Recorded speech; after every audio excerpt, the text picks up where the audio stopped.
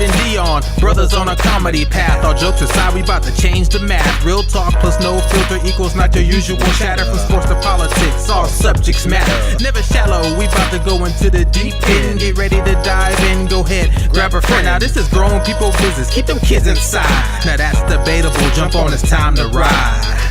Yeah, now that's debatable. Now that's debatable. Here we go. Time to start the show. That is our man Run Like, who brings us on each and every week that we try to do this show live. So we are back and we're going to try to do it again. We got on early. We read a test to make sure we can do this thing. So we're going to see how it all goes down right now. I am Sidney Smith. That is Mr. Dion Curry over there. We are not as debatable. Welcome to all of our master debaters who are joining us on a Wednesday. I see Mary already chiming in. What is good, Mary? How are you? She is on YouTube, so thank you, Mary, for jumping on there. This will be the last show. If you're watching it now or you're catching it later, this is going to be the last show here on Facebook. We will try to move the show to to YouTube, and try to do it there. And if not, then we're going to have to record it on our own and then just put it up on YouTube and you guys will catch it there. So we're going to see how it all works out. Dion, what's good, bro? How you doing? Any shows coming up? Any shows that went past? What's good? I had some shows that passed, but before we get to that, I misspoke. I thought it was like, what? He got a contract with Netflix and he breaking news? I thought, April Fool's came a little late. It was just a bit. Oh, damn. You know, we've been popping bottles Maybe already.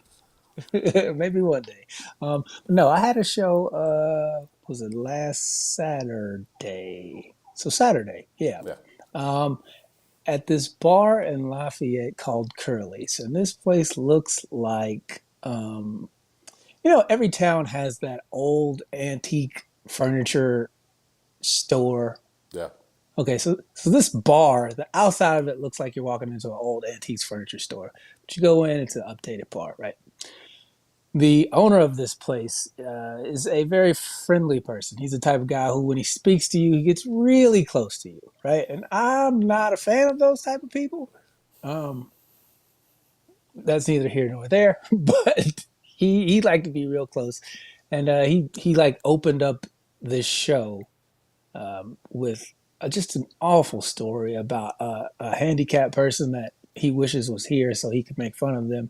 It was probably one of the worst openings I've ever seen in my 19-year career. And then the first comic, he completely flipped it. His name's Justin Seymour. Shout out to him. He was able to take that awkwardness and turn it into something pleasant for everybody else on the show. And so I got to give him kudos because, man, when I tell you, and it's one of those things where it's a small bar, so everybody knows everybody, right? Yeah. And, these people knew him. So them knowing him made it more awkward for everybody who was like, because he's like pointing at people, and they're just like, ah. So it was really embarrassing. But all in all, the show was fun. They were a really good crowd to mess around with. So I had a good time. Before I piggyback on what you said, my cousin Mike is on. He says, I like that hat, cuz. Looks like the biggest one they had, though. So, to my cousin, I give you one of these, bro. I give you one of these. And he's a veteran. Maybe you have to flip off a veteran, Mike. All right? Jackass. It's not the biggest one they had. They make hats bigger than this one, sir. Now, this one isn't small. But it ain't the biggest one either. But they appreciate you for liking my hat and jumping on. What an asshole. Yeah, D.I., you're right, man. Them awkward openings, man, where people just come out and just... The most awkward one I've ever had, I can't even talk about it because I don't want to put my man on Front Street. I have to tell you about it in off camera. If you remind me, I have to tell you about it. But, yeah, we got a good show lined up for you guys. We're going to jump into some Jerrod Carmichael talk. He was on a Breakfast Club recently, and if you don't know, he has some jokes he made and some comments he wanted to make. It was kind of weird because he has some negative things to say about Dave Chappelle and his take on things, his material, and then it seems like the very next day, He was doing some shit that people wanted to go after him for. I'm gonna let Dion jump us into that one. Dion, take us into it, man. So basically, Jerrod Carmichael goes on to the Breakfast Club with Charlemagne and DJ Envy, and Charlemagne's pressing him about this joke he made in his recent YouTube special. Don't know the name of it. I'm not a huge fan of Jerrod Carmichael. I never watched the Carmichael show. Everybody says it's great. Whatever.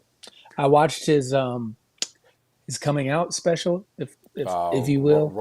Rothaniel or whatever it was, right? Yeah, I Yeah. watched that and I was like, this is a documentary. This isn't a comedy special.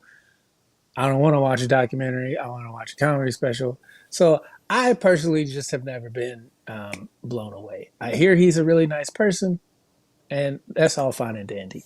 But he had sauce for Chappelle for Dave harping on the transgender subject. He felt like Dave was above it, and he shouldn't be doing those type of jokes. And that's really the only issue I really have with him is the fact that he thought he could dictate to someone what they can talk about and why they can talk about it. I just, to me, comedically, I tell young comics all the time, I go, you can talk about whatever you want to talk about, but the response you're going to get isn't going to be the same everywhere you go. Like people, these young comics, they want to tell all these dirty jokes in the beginning. And I'm like, you have to understand, I'm not telling you not to do that. I'm telling you that if you do that, your progress is going to be slowed. So for Jerrod Carmichael to basically say to Dave Chappelle, you shouldn't be doing jokes because you're better than that. And then on the flip side, he writes a joke about how his white boyfriend reads so much it makes him feel like a slave. Yeah. Like who's that funny to? Is the only question I would have to ask Jerrod Carmichael. Who's giggling at that and why are they giggling at it? Well, in the audio of it that they played on the Breakfast Club, there was no real laughs. There was groans. And to back up that there were groans, I want to paraphrase Gerard. He says something that a lot of comics say, well, that one's for me, or I think it's funny, or that type of thing. A comic only responds that way when they throw something out there that it doesn't get the response that we're trying to get. We're comedians, for crying out loud. And so he knows it didn't work. So for him to come into the Breakfast Club and pretend like it did, I found to be absolutely asinine. Here's another thing I thought about. On what planet should Jerrod Carmichael, and full disclosure, I told Dion I met the man, very nice man. I hear nothing but great things about him. We're talking about this one snapshot in time. Who is Jerrod Carmichael to be telling anyone that this is Dave Chappelle's legacy? Dave Chappelle is thought of by almost anyone who's breathing oxygen as one of the greatest living comedians. In my opinion, he's 1A to Chris Rock. But you can go either way with those guys. And then for Gerard to go and put himself in the same sentence with both of those men as like Chris Rock, like Gerard, like Dave Chappelle, and like myself, I thought was just absolutely crazy. But it went right up there with what he said. I'm usually the smartest person in the room when he was discussing these things. You know what I've noticed? The smartest person in the room never says that. They never speak that way. The smartest person in the room will never ever tell you, "Hey, I'm the smartest person in the room," unless that room is in a full on panic and we're like, "Hey, we need to find the smartest person in the room," Yeah, yeah. and then like, "Hey, that's me. I'll take charge here." So this whole idea that these jokes are so elevated because I read a lot. This idea that people who read books know more than other people. Like, we really need to chill out on that. Because what type of books are you reading? Are you reading Dr. Seuss? Are you reading 50 Shades of Grey? Because if you read 8,050 Shades of Grey, that doesn't make you a scholar. You're not learned. You're just reading a book. So this whole idea that, oh, he reads a lot. So it's like, just because you read somebody's self-help book doesn't mean all of a sudden that your IQ went up. So this like that really irritated me that he had the audacity to say,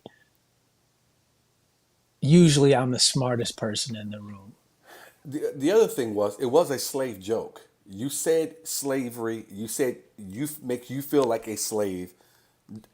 You and I talked about it. Stand on what you said or apologize for what you said.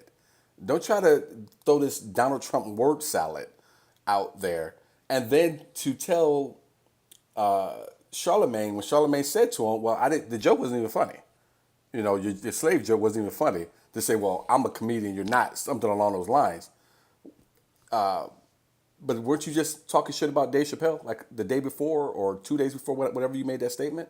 So it's okay for you to go and to chastise Dave in public, but it's not okay for anyone to come back and say anything about your material. You know, you can't have it both ways.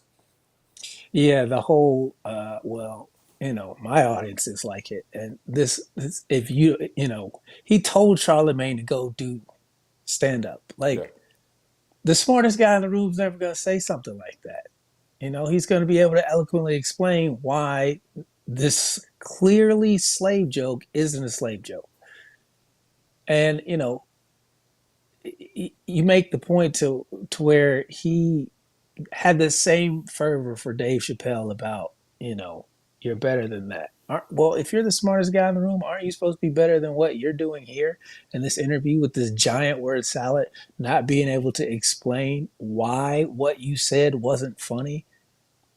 There's is the difference between being funny to me and not being funny. There is like you as a comic know, oh, it's just not funny to you. yeah. Doesn't mean it's not funny to other people. It just means it's not funny to you. And so when Charlemagne says, "Nah, that joke's just not funny," and then Gerard turns around and says, "Well, I think it's funny, and so do my crowds." Well, then you have to question, well, who's in your crowds? Yeah, yeah. Is it? Oh, I'm sorry. My cousin here says, "Love you, my dog. I love you too. If you're still there, cuz." Marissa is with us. What's good? I know you're not alone, so what's good, you guys? Thanks for jumping in. And Facebook user, I cannot see who it is, but says, "Hey everyone, happy to be here. I missed last week. Thank you for jumping in this week because the That show was was not around last week, so don't worry." that was Lee. Here's the other thing. Isn't Gerard a little late with the comment in the first place? Aren't we a little bit removed from Dave's last special and from all of the hype that was out there about Dave making the joke about the transgender? You know, that whole back and forth. What are we 18 months, 2 years removed from that whole thing at Netflix when they were trying to boycott and get his specials off? So I don't see the purpose of Gerard even making a comment other than you wanted to put yourself out there, wanted your name attached to this with this quote, as if to say you're standing up for that group of people at that point in time. That was my He opinion. was he was also catching some flack for the Tyler the Creator situation, the interview on his HBO show. That's true. Twitter was dragging him pretty heavily, and Twitter's not a real place, and who knows how many of those people who are saying these things aren't robots or whatever. But even in that, it's just like, was this interview supposed to kind of spin him away from that and make it better? Because he ended up earning Donkey of the Day, and that's the reason I think He did. that precipitated this. Because he was on there quick. He Yeah, got Donkey of the Day like it 2 was days like ago. yeah, yeah. It was- I think it was Friday. He was either Friday or Monday. uh, he was on the show quick as a guest. I was like, holy shit, who's doing their booking? He must know somebody over there. Which it begs the question. You went up there to defend yourself, but all you did was move the goalpost. You didn't. There was no solid stance. It was a lot of misdirection and a lot of trust me, I know. And if you don't believe me, then why don't you try it? And like none of that was. It never made me view him in a positive light. Like he came off very negative. It just even in this brief little clip. Now I need to probably go and watch the whole interview, but I'm gonna be honest with you. After watching Rothaniel or whatever the hell it was, it's just like I'm just not interested in anything he has to I say. don't. Yeah, I didn't need to see it. The whole interview. Not going to see it. I saw enough with the clip that they put up. And I say that because it wasn't a real conversation. It was, I came here to fight about this. I did not expect, and I don't want any pushback on what I'm going to say about this. And then towards the tail end of the clip, I didn't come here to talk about this anyway. I came to talk about my new TV show and so forth. So again, you guys know it. If you've been watching this show for any length of time, you know on this show, sometimes we're right, sometimes we're wrong. But at the end of the day, if it's wrong, we will say, you know what, you got it. I didn't have it this time. And it's not a word salad to see how I can figure out how to get out of it and blame it all on you and say that you're going to believe me or your lying eyes and your lying ears. So, yeah, and the next thing I would say too, to each his own. But if you're not going to dress better, can you at least close up the sweater so I don't have to look at the white wife beater underneath? I mean, bro, you are a professional. You are on television. You are all over YouTube with this. He also said something about people coming after his boyfriend, and this is real life, and those were threatening him. And I was just like, Yeah, I find that so hard to believe. But at the same time, it's like you put him in this. You know, I didn't know you had a white boyfriend until you told me about him in a joke. So and then you put him in a distasteful joke where so it's just one of those things where how can you defend yourself and then all you do is blame other people.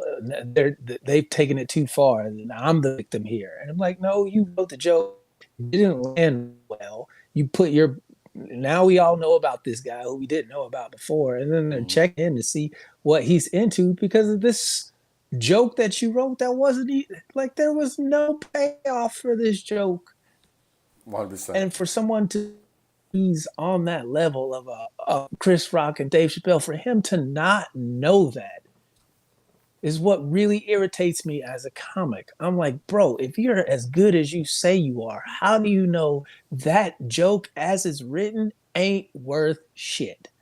And we have the side by side. If That's you where want, my frustration came from. and we have the side by side too of Dave doing the material on transgenders and how he reacted to the backlash, and he stood up on it and had the conversations with people about it and explained that this is what this is and this isn't what it is and this is how this goes. Versus you can see right next to it how Jerrod handled it with the slave joke, and I would say Dave kind of said it with the bit he did. I'm not going to try to do his bit. What up, though? Thanks for jumping in. You don't get you don't, and Jerrod should know this. You can't come up and say, "I love this. You're great here. That was so funny. I don't agree with that. So that was no good." If you don't like it, you don't laugh, and that's okay.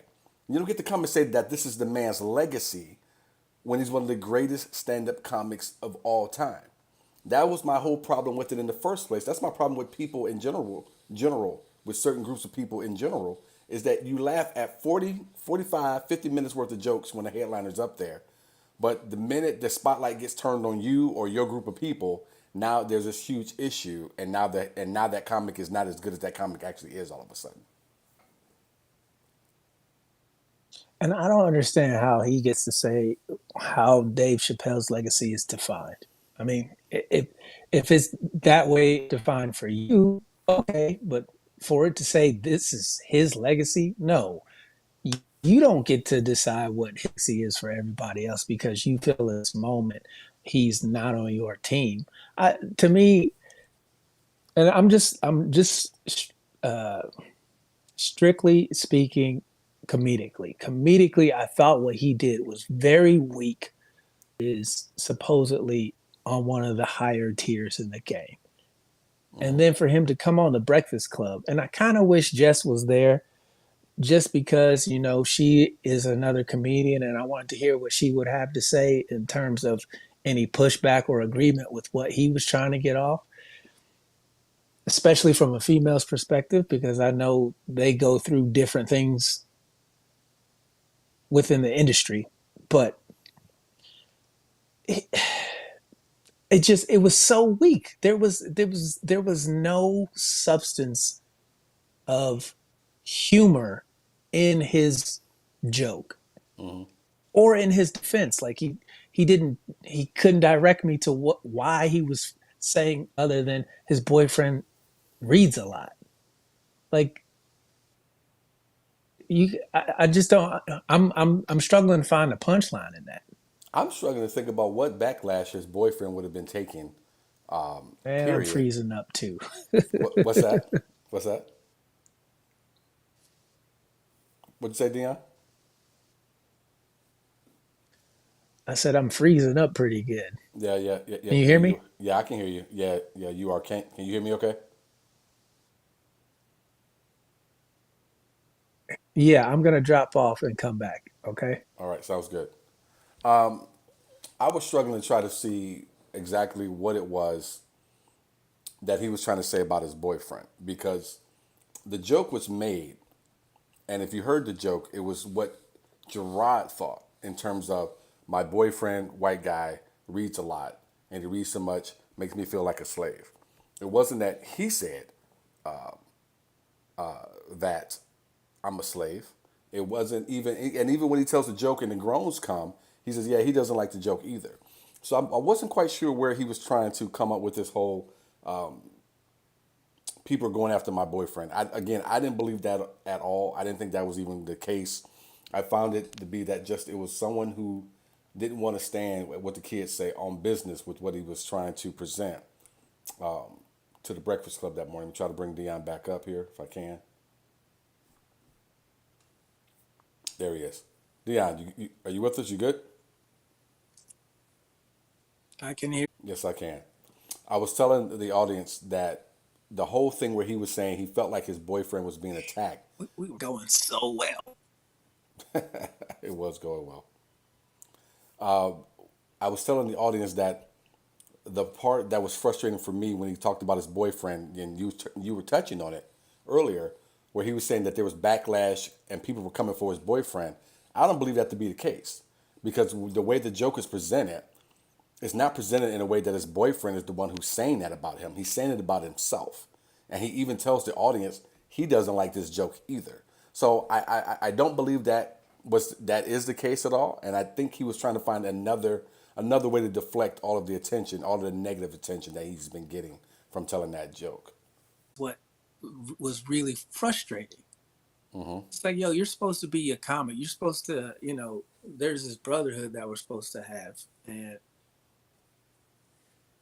to turn around and go at one of the greatest to ever do it, work and where it's like you couldn't even explain why it was funny when Charlemagne said it wasn't. Yeah, yeah, yeah.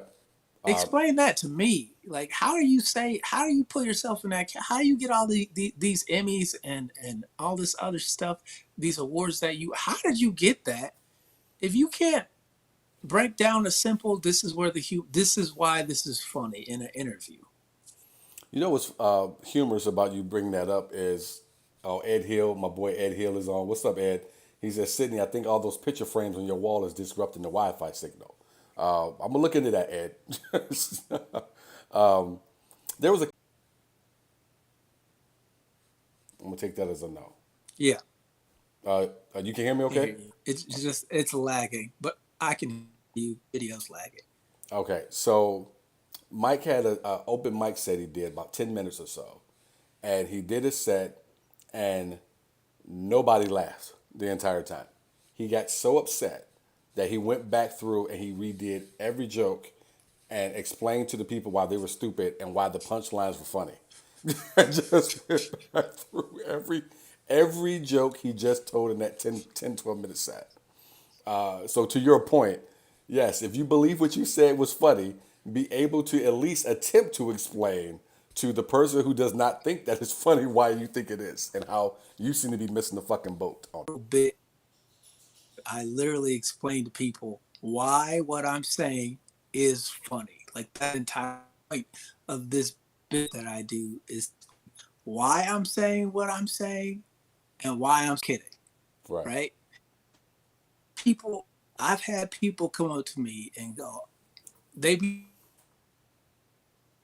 it's, it's one of those things where you can't, you can't be afraid of saying what's going to offend somebody. And then when they tell you, hey, I didn't like that, you can't go, oh, well, no, I'm the victim here.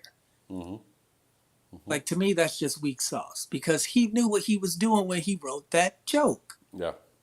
He knew what he was doing, and to me, that's the weakest thing. Is he tried to cower out of it in the interview when Charlemagne pressed him, and he didn't. He didn't. He didn't take the time to explain to Charlemagne why he thought it was funny.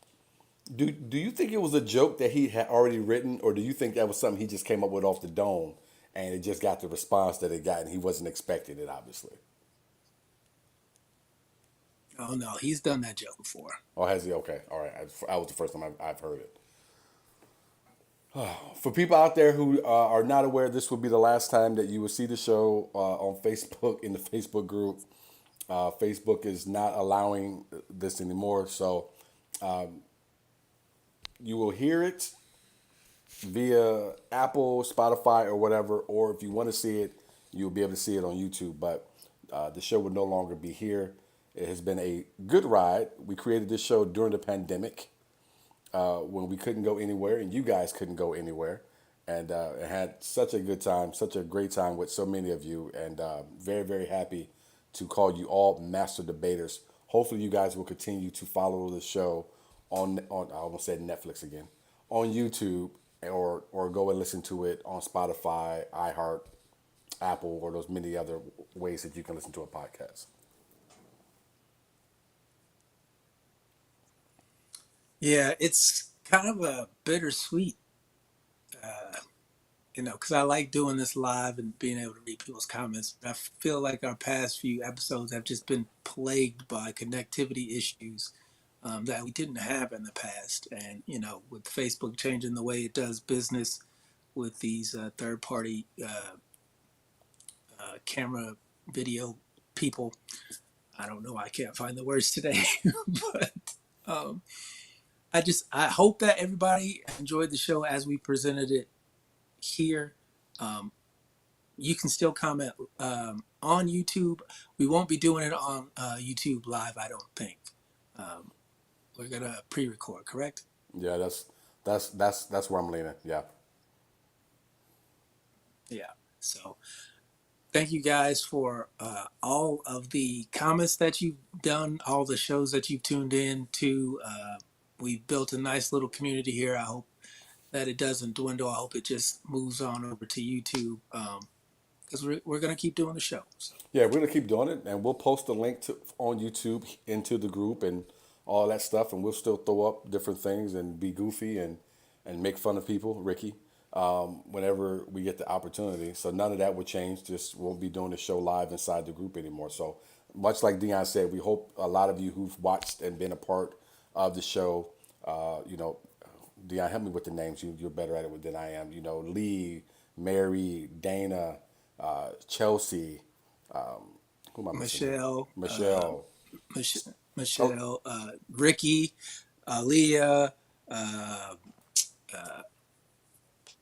see, you're terrible with the now names next see, to I it. hate when you put me on this, when you put me on the spot. But we Bruce. Bruce, yes. So we appreciate all of you. Hopefully, you guys continue to still support the show. It just won't be here.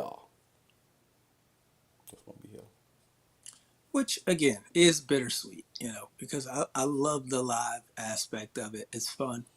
We get to read your guys' comments, but at the same time, you know, I think you and I, Sydney, when we get in our flow and we don't have to break for comments, we're as magic as as that little leprechaun on the Lucky Charms box. Yeah, and the other thing is we want to make sure Keith, Mary says Keith, yes, Keith as well. You know, we want to make sure. What's up, Carla? How are you? Carla's jumping in, has jumped in with us. I think the most important thing to me and to Dion is that we, and what is most frustrating about stuff like right now, is we're both professionals and we want to present everything that we do in a professional manner, and no fault due to our own. We just, this is not professional, and so I want to make sure we move into a different space, and are able to perform and deliver the way we like to perform and deliver. Ed says, I've been to Sydney's house. This connection issue is purely due to the structure of his residence. Shut up, Ed. Mary's giving us some more names. Yes, Danielle. Yes, Roxy. Yes.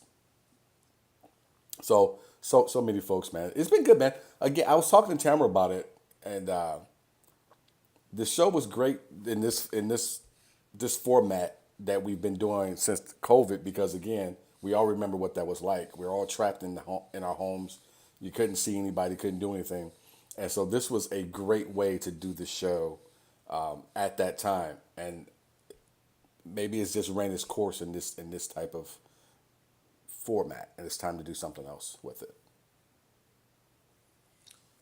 You know, you kind of said earlier about professionalism and the way you and I like to get things done. You know, we want to provide this show, and the links that we've gone through to do it um, should be a testament to everybody who's watched us over these past couple of years. You know, with it ending here on Facebook, I just think quality wise, it'll be better than what we've been able to, you know, produce.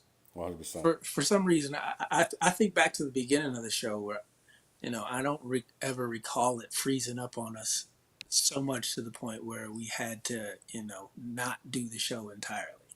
No. You know, in these past couple of weeks, it's just, you know, it's been, a throttled issue. I don't know what's going on, if because of some of the rabbit holes I went through that I'm having connectivity issues, or what's going on.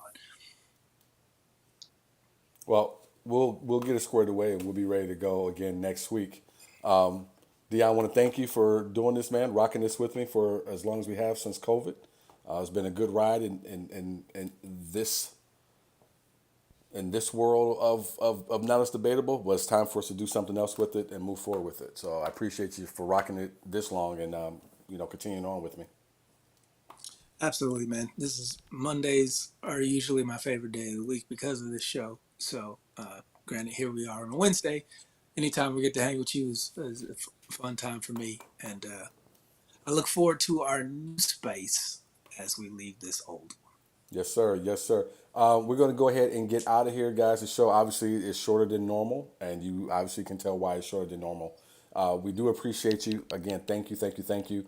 We hope you guys continue to stay in the group, stay committed to it, stay sharing, stay loving each other, and just follow the show over to YouTube when we post the links, and support us over there, because that would be great for the both of us, and you guys can hopefully still continue. Also, you'll be able to pick up the audio on Apple, Spotify, iHeart, so on and so forth as well. So find it there and go ahead and give us a follow now and share it with the world if you like.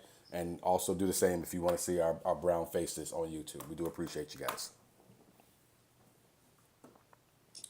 Well said, Sid. Thank you guys so much. Hope you guys have a great rest of your week, and we'll catch you next Monday.